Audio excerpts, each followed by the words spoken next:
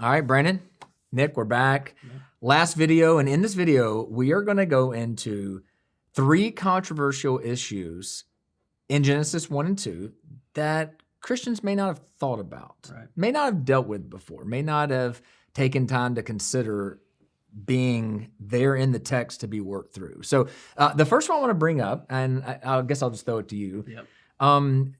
There's a debate on whether or not animals died prior to the fall of man or not until after the fall of man. So the way that this debate is usually teased up is some people believe that all death is a result of the fall of man, right? So there is no death in the world. No creatures die until man sins and the fall comes. Right.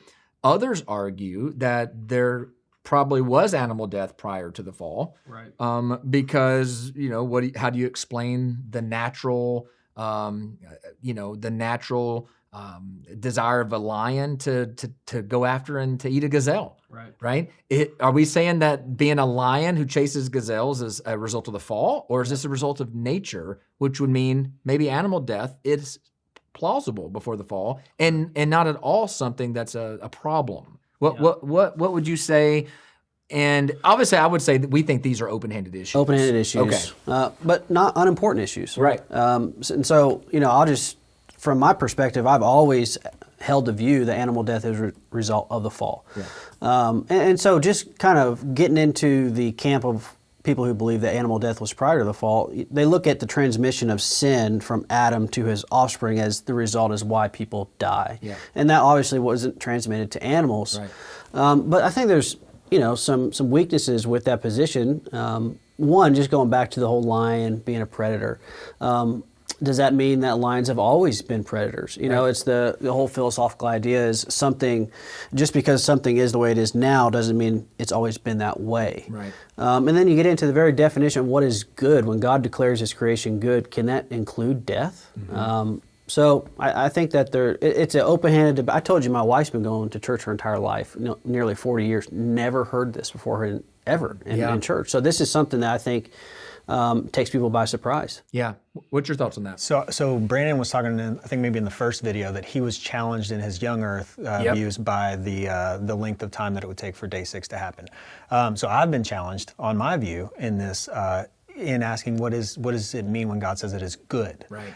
It can predation, animals being designed to be predators, God giving the gazelle to the lion for food, can that be good? Right. Because prior to this conversation, I would have said absolutely not. There's no way that could be described as good.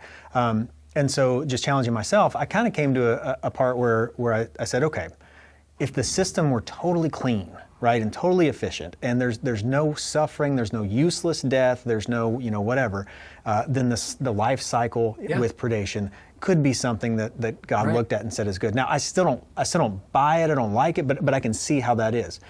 Where it gets me though is if we're going by the fossil record to look at animal death prior to human death because we're looking at strata and things like that.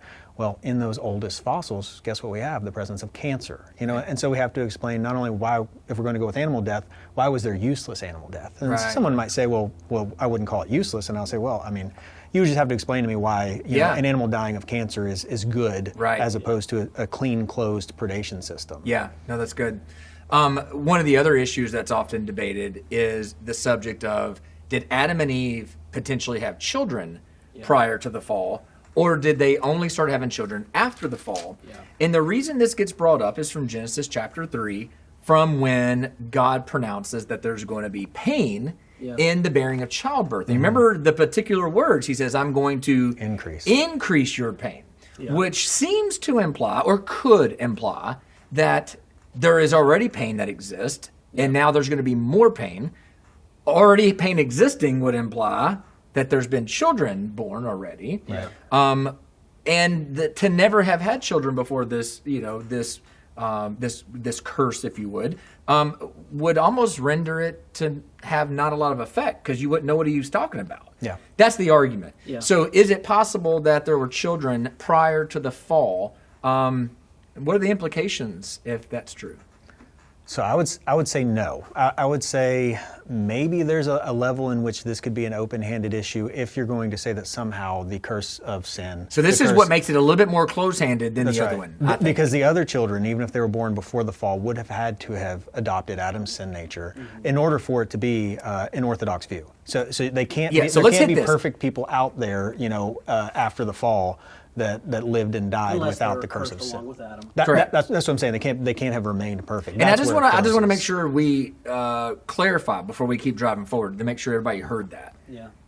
The issue becomes if Adam and Eve had offspring prior to the fall, then that means whoever that offspring is was also a sinless creature without a sin nature. Right. And nowhere in the Bible do we get any sense that anyone other than Adam was born, because Christ is called the second Adam. He wouldn't have been the second Adam. It'd have been the third, fourth, or the fifth Adam if there would have been children prior. At least that's an implication of this. Yeah, absolutely. Yeah. And it seems like, particularly where we learn about headship, about Adam being the representative of the human race in his fallenness, just like Christ is the representative of the saved people of God.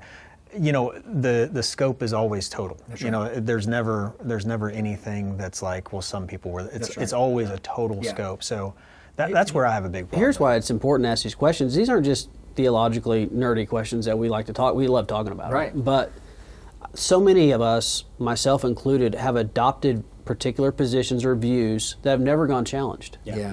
And we've never had to think through them. And so your position on this particular issue may not change at all, but it's good to think through it because good to strengthen it. Yeah, you got to work through these issues, and you need to be challenged because what else do you believe that might need to be challenged? That's right. Well, I would now move us to, if we went from an open-handed issue to one that's a little bit more closed, like medium, to now I'm going to say this is a close-handed issue we're about to get into, Yeah. and it's a modern debated issue. Yeah. And that is, Very recent. should we consider Adam and Eve to be historical people?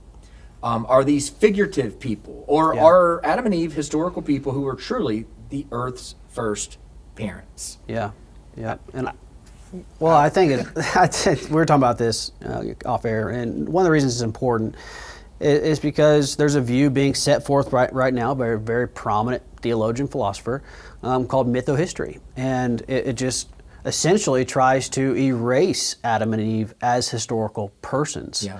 And the reason this is close-handed, we mentioned this before, is because, one, the text itself seems to be history. Two, both Jesus and Paul affirm the historicity of Adam and Eve. That's right. And I think if we're going to trust Jesus for our salvation, we need to trust Him on lesser things. That's right. If Jesus is God in the flesh, and he's speaking of them as historical figures, that's pretty important. Yeah. That's really important.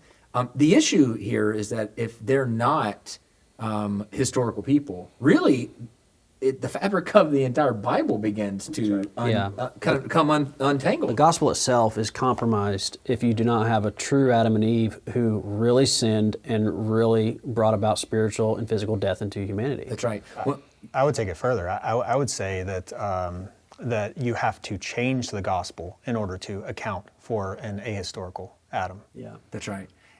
And we go back to the issue is if Adam and Eve are not historical people, we still don't have an answer to one of the most central questions in the universe, which is what's wrong with the world. That's right. Yeah. And I think it's really important for believers to, again, all these videos have been about how do we go back and understand and read these texts, and we believe these are literal things. But it goes back to what do we mean by literal and how do we understand them? There's nothing in all the Scripture that would make you think that Adam and Eve were anything other than two real human beings. So that's the rub is if you're going to propose this view, what's behind the reasoning to propose it, and the only reason to propose Genesis being mythohistory, Adam and Eve not being historical people, is so that you can hold in one hand man and apes having a common ancestor. That's the only piece of modern science. That's the only part that makes it relevant is because the only part. Because you have to accept that Adam wasn't the first, the first member of Homo, whatever. Right. And so that's where it really gets to be the point. Thank you guys for being on these videos. Yeah. I know these are helpful conversations for people to engage in, and we'll have to do some more of these on some other topics very soon. Thanks for having us. Yeah.